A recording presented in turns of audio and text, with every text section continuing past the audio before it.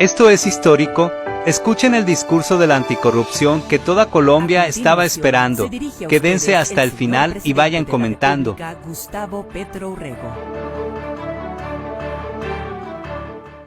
Colombianas y colombianos, la lucha contra la corrupción es una de las banderas por las que más he luchado a lo largo de toda mi vida. Siempre he buscado y exigido transparencia en el uso de los recursos públicos en Colombia.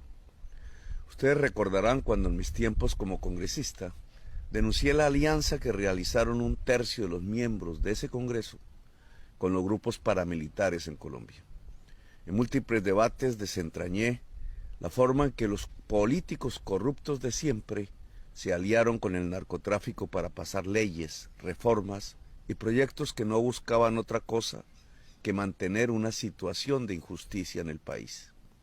También realicé un amplio debate contra el carrusel de la contratación en Bogotá y contra Odebrecht, mucho antes de que los medios de comunicación lo convirtieran en noticias y que las entidades de control tomaran siquiera una decisión al respecto. Pero no solo ha sido en mi vida política, sino también personal. Hace casi un año se filtró una información de 2 miembros de mi familia que supuestamente habrían incurrido en delitos. Cualquier presidente de la República de Colombia hubiera hecho todo lo posible para torpedear el proceso. Yo, en cambio, consecuente con mis principios, fui el primero en pedirle al entonces fiscal general de la Nación investigar lo sucedido. Yo no solo hablo contra la corrupción, he luchado para desentrañarla toda mi vida. La lucha contra la corrupción no es un discurso, no son palabras al aire. Combatir la corrupción es un tema primero de principios, pero también de vida o muerte. Sin oportunismos, yo he puesto en riesgo mi vida para revelar los entramados que han llevado a que en Colombia los dineros públicos terminen en bolsillos de privados. Al llegar al gobierno nacional he encontrado lo que ya sabía. Tenemos una corrupción estructural y profesionalizada que se ha tomado varias instituciones del Estado colombiano. Mi responsabilidad es destruirlas y neutralizarlas. Comencé con una lucha intensa en la Fiscalía General de la Nación, a pesar de enormes presiones que incluso afectaron física y psicológicamente a mi familia. Logré un proceso donde creo, y en muchos años, se eligió una fiscal decente y totalmente independiente. Esta decisión interinstitucional ha desatado todos los fantasmas. Seguí con la investigación sobre casos entre funcionarios de la fuerza pública y las mafias del narcotráfico y el contrabando. Se trata de una olla de corrupción inmensa, donde aparece cada vez más la bandera de una fuerza pública honesta y al lado del pueblo. Pero indudablemente ha quedado al descubierto un mecanismo que está fortaleciendo el crimen, la corrupción y la inseguridad ciudadana. En estos momentos me enfrento a los anillos de la corrupción del FOMAC y la FIDU Previsora. Billones de pesos de los maestros y de la nación se han perdido en una red de contratistas que con cláusulas amañadas permiten pagar sin facturación. La red se ha construido por años en las diferentes ramas del poder público y los órganos de control. Los hallazgos en Ecopetrol son profundamente alarmantes. Por decenas de miles de millones de dólares han salido recursos de la petrolera nacional para financiar personas, paramilitares y la política. Ecopetrol es el escenario del gran desfalco de la nación, encubierto permanentemente por órganos de control y sin investigación penal. Existe un fuerte anillo de corrupción montado durante 3 décadas entre dirigentes políticos, la fuerza pública, funcionarios de la DIAN y aduanas que permiten la entrada masiva del contrabando. Se ha construido infiltrando campañas, incluso intentaron infiltrar la mía fracasando en ello.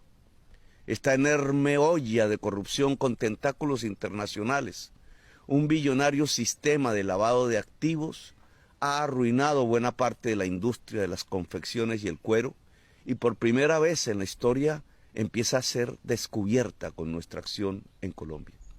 La UNGRD es un caso de corrupción estructural y profesional. Viene desde hace años evaporando los dineros que son para las víctimas de tragedias naturales y climáticas y convirtiéndolos para el enriquecimiento personal de varios funcionarios. El caso de los carrotanques, que no era nuestra directriz dado que expedimos los decretos de emergencia que proponían otro modelo de atención a la emergencia y a la distribución del agua en La Guajira. Estos se expidieron el 2 de julio del 2023 y fueron declarados inexequibles el 2 de octubre del 2023 por la Corte Constitucional, que no es una excusa, porque la caída de los decretos de emergencia no eran una invitación a realizar una contratación aparentemente amañada y con sobrecostos. Lastimosamente este es un caso más en la historia de la UNGRD. La estrategia de los abogados que defienden el principio de oportunidad, todos atacados por mí al estar relacionados con el cartel de la contratación de Bogotá o el cartel de la toga, quieren reducir la investigación a la contratación de los carrotanques. Sin embargo, es peor el contrato hecho para solucionar el problema de Caregato, en abierta desobediencia a las indicaciones del presidente. Asimismo, se observa el uso de los dineros de la UNGRD en el pasado gobierno. Le pido a la Fiscalía investigar toda la contratación de la UNGRD en los últimos 8 años, con total celeridad. Toda la información que ha recuperado mi gobierno sobre estos grandes hechos de corrupción administrativa ya se encuentran en la Fiscalía desde hace algunos tiempos. Y fue ignorada en la Fiscalía anterior.